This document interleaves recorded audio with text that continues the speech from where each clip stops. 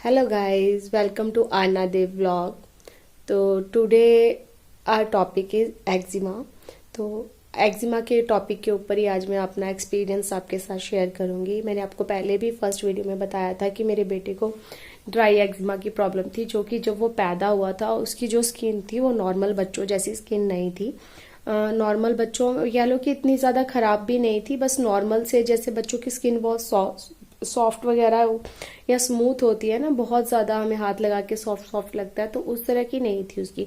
उसकी हल्की सी दूसरे बच्चों से डिफरेंट थी, थोड़ी सी ड्राई थी। तो मेरे मदर इन लॉ हमेशा बोलते थे कि इसकी थोड़ा सा बच्चों की तरह पूरी तरह स्किन जो है ना वो सॉफ्ट सॉफ्ट नहीं है। तो हमें लगा कि जस्ट ऐसे ही है, तो हमने वैसे एक दो डॉक्टर को दिखाया, वो कह रहे जैसे जैसे बड़ा होगा वो ठीक हो जाएगी। होता है कई बार, बट वो जैसे जैसे बड़ा होने लगा ना तो उसके स्किन के ऊपर रैश आने लगे। मेन जो जॉइंट्स होते हैं, जैसे ये कान का जॉइंट्स हो गया, ये गर्दन के जॉइंट्स हो गए, बाजुओं के बीच जॉइंट के बीच में, नीज के पीछे, तो इस तरह की जगह पे ना उसके पहले तो स्किन ड्राई होती थी, फिर उसके ऊपर हल्का हल्का कट सा पड़ जाता था। तो नॉर्मली घर में जो भी स्किन क्रीम्स होती हैं, अब मैं नाम तो नहीं लूंगी क्योंकि नाम लेने से ही हो जाता है कि कुछ प्रॉब्लम्स आ जाती हैं, तो मैं इस तरह से नाम नहीं लूंगी। कह लो कि स्किन प्रॉब्लम से रिलेटेड क्रीम ही हम मंगवाते थे और वो थोड़ा सा अप्लाई करते थे तो वो ठीक हो जाता था। ऐसे ऐसे करते गाइस जब वो 5 ईयर का हुआ ना तो सब ठीक चल रहा था। एकदम से क्या हुआ कि मेरे मदर इन लॉ जो थे वो ना डायलिसिस पेशेंट थे, तो हमारा जो ज्यादा ध्यान वगैरह था, एकदम से जब उससे थोड़ी सी उसकी केयर कम हुई तो उसका जो एक्जिमा था वो थोड़ा बढ़ने लगा। वो स्किन प्रॉब्लम में इतना नजर नहीं आने लगा, लेकिन उसको दूसरी दिक्कतें होने लगी, जैसे उसकी चेस्ट इन्फेक्शन का काम बढ़ने लगा, उसको कफिंग बहुत ज्यादा होती थी और कफ काफी बनती थी। इस तरह से उसकी जो ये कि नोज उसका जो था ना वो बिलो नहीं होता था, नोज से उसका बहता नहीं था, और वो सारा का सारा उसके सर के ऊपर जैसे जमने लगता है, अंदर गिरने लगता है। उससे उसके चेस्ट के अंदर से गंदी सी एक साउंड आती थी, जिसको सुनते हुए जब आपको ऐसा लगता है रात को कि मेरा बच्चा बहुत तकलीफ में है, तो ना तो आप सो पाते हो और एक टेंशन सी हमेशा बनी रहती है। तो उस चीज को लेके हमें ये लगने लगा कि हमें अब किसी अच्छे डॉक्टर को दिखाया जाना चाहिए, क्योंकि बात जब तक वो डॉक्टर ने बोला था कि जैसे जैसे बड़ा होगा वो ठीक हो जाएगा, लेकिन बड़ा होने के साथ इसकी तो कॉम्प्लिकेशन जो है वो बढ़ रही है। तो फिर कुछ लोग ऐसे मिले, हाँ जी हमें भी एक्जिमा था, आप यहाँ दिखाओ आप वहाँ दिखाओ। तो हस्बैंड ने अपनी तरफ से तो चाइल्ड स्पेशलिस्ट को भी दिखाया, उन्होंने भी वो मेडिकेटेड सोप वगैरह दे दिए। उन्होंने बोला ये तो प्रॉब्लम लाइफ लॉन्ग है, ये नहीं ठीक हो सकती। तो इसको ये है कि ये सेंसिटिव बच्चे होते हैं, स्किन रेडिशनेस रहेगी, ये इरिटेट भी होगा, तो आपको बस को फिर भी ठंड लग ही जाती थी, कितना भी बचा के हम लोग रखते थे, क्योंकि जब भी इसको थोड़ी गर्म चीज देते थे तो वो एक्जिमा और एग्रीवेट हो जाता था। फिर हमें किसी ने बताया कि इसको आप ऐसे करो, होम्योपैथिक का ट्रीटमेंट इसका शुरू करवाओ। तो हमने होम्योपैथिक की ट्रीटमेंट इसकी शुरू कराई, वो भी हमने बहुत अच्छी जगह से करवाई। वो भी आप कह सकते हो कि चंडीगढ़ के एक बेस्ट जगह से ही हमने ट्रीटमेंट करवाई।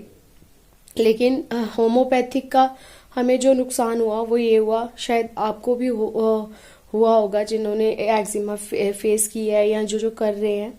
जब भी होम्योपैथिक की दवाई दी जाती है ना, तो वो कहते हैं कि जो भी इसके अंदर एलर्जी है या सिम्टम जो भी है एक्जिमा के, पहले हम उसको बाहर निकालेंगे। तो वो इतना ज़्यादा एग्रीवेट हो जाता है कि वो छोटे से बच्चे के लिए सहन करना बहुत डिफिकल्ट हो जाता है।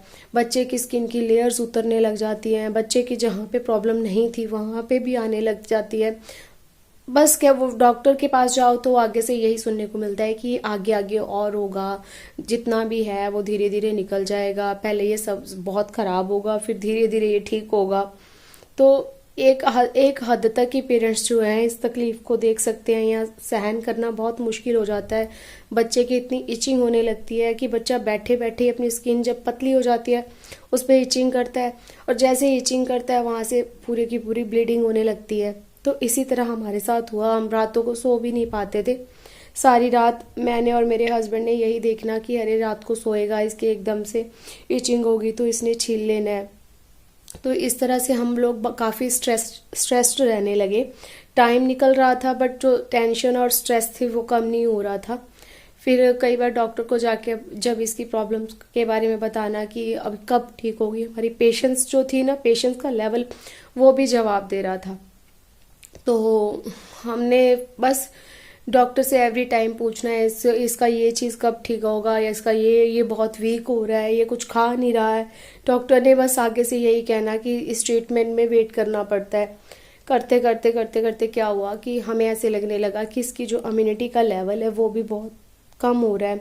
फिर उन्होंने ये कहा था कि मतलब कोई लोशन वगैरह तो नहीं बताया था, उन्होंने कहा था कि कोकोनट ऑयल जो होता है ना वो अप्लाई करना है। नो डाउट कोकोनट ऑयल जो होता है वो बेस्ट होता है, पर मेरे बच्चे को वो सूट नहीं करता था और ये चीज़ हम समझ ही नहीं पा रहे थे, क्योंकि हमें डॉक्टर की तरफ से स्पेशली ये कहा गया था कि इसके स्किन के ऊपर जब भी ड्राई होती है तो आपको बार बार चाहे लगाना पड़े, आपको कोकोनट ऑयल ही लगाना है।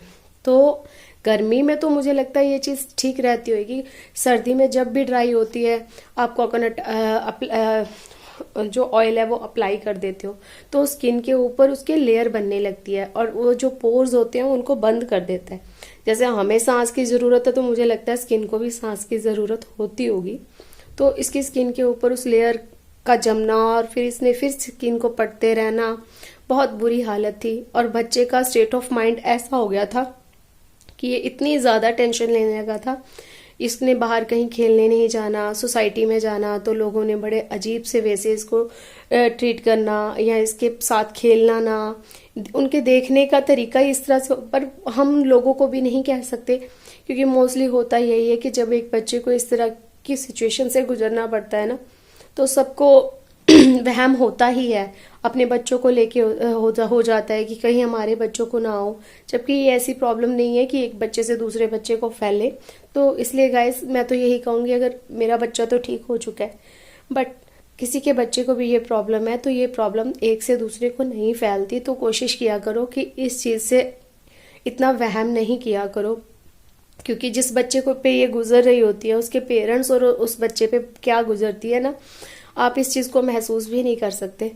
तो बस ये है कि फिर होम्योपैथिक एक जगह से हमने ट्रीटमेंट छुड़वा दी, क्योंकि हमसे अपने बच्चे की तकलीफ सहन नहीं हो रही थी। फिर किसी ने हमें बोलना, फिर हमें लगा कि जैसे ये ट्रीटमेंट हम बंद करेंगे तो बच्चा जो है वो पहले की तरह हो जाएगा, थोड़ी बहुत प्रॉब्लम रह जाएगी, ज़्यादा नहीं। लेकिन 3-4 महीने बीतने पे भी वही सिचुएशन सेम एज, कोई फर्क नहीं, बल्कि वो बढ़ती जा रही थी। दवाई बंद होने पे भी वो बढ़ती जा रही थी और ऐसी शक्ल हो चुकी थी कि आप देख भी ना पाते। फिर हमने दूसरी जगह एक होम्योपैथिक स्टार्ट करवाया, वो भी गोल्ड मेडलिस्ट ही थे, अपने फील्ड में कह लो कि अच्छे डॉक्टर थे। उन्होंने भी सेम एज वही ट्रीटमेंट करवाते करवाते फिर साल भर के करीब हो चुका था। वहाँ पे ट्रीटमेंट करवाते करवाते वो भी यही पेशेंस रखनी पड़ती है, बहुत मरीज ठीक होते हैं, इसकी स्किन पे क्या सूट करेगा ये डिपेंड करता है। तो जैसे जैसे बड़ा होता रहेगा ये रिकवरी करता रहेगा और बाकी जो अंदर एलर्जी है वो इसकी ख़त्म हो जाएगी। चलो सुन रहे थे, ट्रीटमेंट भी करवा रहे थे, पेशेंस ख़त्म हो रही थी, टूट रहे थे धीरे धीरे, घर में खुशी ख़त्म हो चुकी थी, कुछ भी मन नहीं करता था। तो फिर हुआ क्या, एक टाइम पे बच्चा खाना पीना बहुत कम खाता था और सोता रहता था।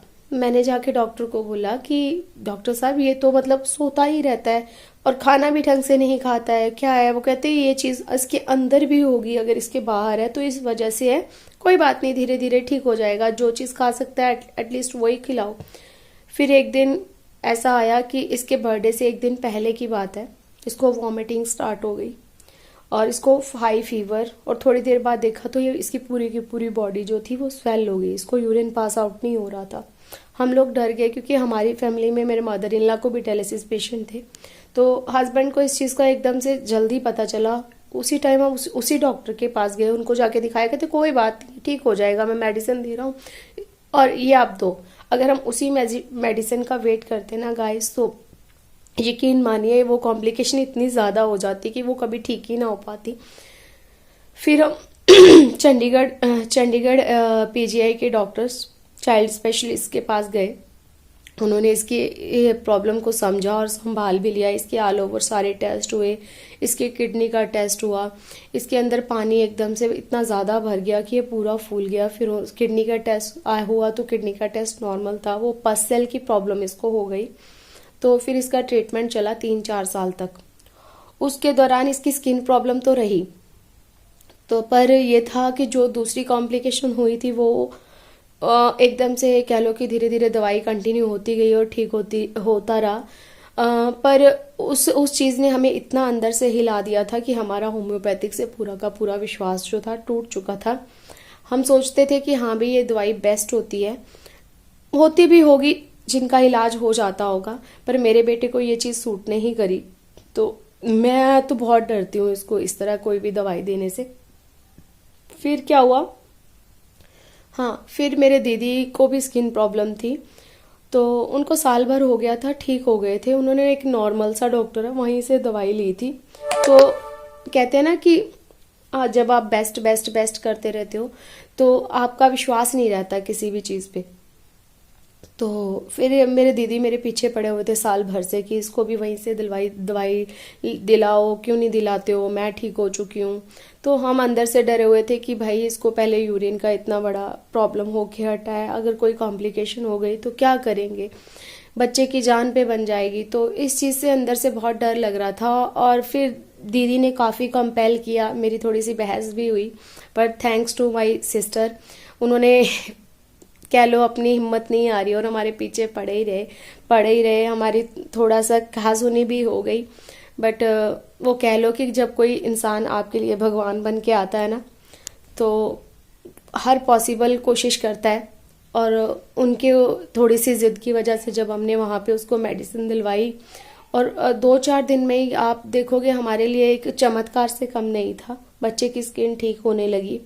और आज की डेट में मेरा बच्चा जो है वो बिल्कुल ठीक है। वही हल्का फुल्का स्किन ड्राइनेस हो जाता है, वो भी एक नॉर्मल सा लोशन के होते हैं। जब भी हमें कोई कहते हैं कि तुम ज़्यादा हाई फाई डॉक्टर के पास जाते हो, तुम घर के तरीके नहीं अपनाते हो, इसलिए तुम्हारा बच्चा ऐसा है, तो मैं तो यही कहूँगी कोई भी माँ बाप अपने बच्चों का बुरा नहीं चाहता। मेरे को जिस तरह से किसी बड़े बुजुर्ग ने भी बोलना है इसको ऐसे करो, मैंने करना, जबकि मेरे बच्चे ने इरिटेट भी होना और उस चीज़ को देख के कई बार मैंने रोना भी।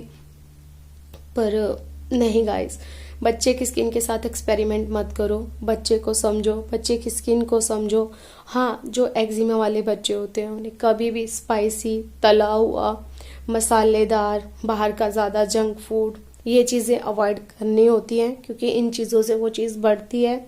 बाकी स्किन की सफाई रखना बहुत ज़रूरी है, पर यह चीज़ समझना बहुत ज़रूरी है कि हमारे बच्चे को कोकोनट ऑयल सूट करता है या नहीं करता। ये नहीं है कि हर बच्चा, एक दूसरे बच्चे की स्किन जो होती है एक दूसरे से अलग होती है। ये देखा करो कि वो बच्चे पे वो चीज़ सूट करती है कि नहीं। आपका बच्चा है, आपको उसको समझना है, आपको उसकी स्किन के बारे में समझना है कि हमारे बच्चे पे ये चीज़ें सूट करती हैं, ये नहीं करती, ये चीज़ खिलाने से उसको दिक्कत होती है, करता है तो फिर ये चीज़ें सूट कर जाती हैं।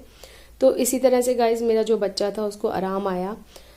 अभी वो कैमरा के सामने नहीं आना चाहता, जबकि वीडियो स्टार्ट करने का और व्लॉग बनाने का आइडिया उसका था। और मैंने फर्स्ट वीडियो जब से एक्जिमा की स्टार्ट कर दी, उसको ये लगा कि हाँ आपने वो चीज़ क्यों स्टार्ट करी मम्मा, मुझे अच्छा नहीं लगता है, मुझे उस चीज़ को याद करना अच्छा नहीं लगता, उस कह लो कि टाइम को याद करना अच्छा नहीं लगता है।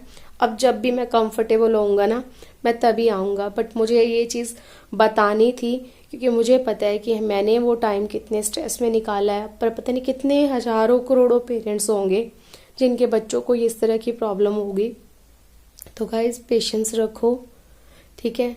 और बाकी भगवान का नाम कभी मत छोड़ो, कि जहाँ भगवान ने साथ देना है ना, यही करो कि बच्चे की स्किन को समझने की कोशिश करो कि मेरा बच्चा किस टाइप की स्किन का है। अगर मैं इसको ये ऑयल लोगों के बच्चों को सूट कर रहा और मैं भी लगा रहा हूँ, मेरे बच्चे को नहीं कर रहा, उसको रिकवरी नहीं हो रही बल्कि उसकी स्किन खराब हो रही है, तो वो चीज़ इमीडिएट बंद कर दो।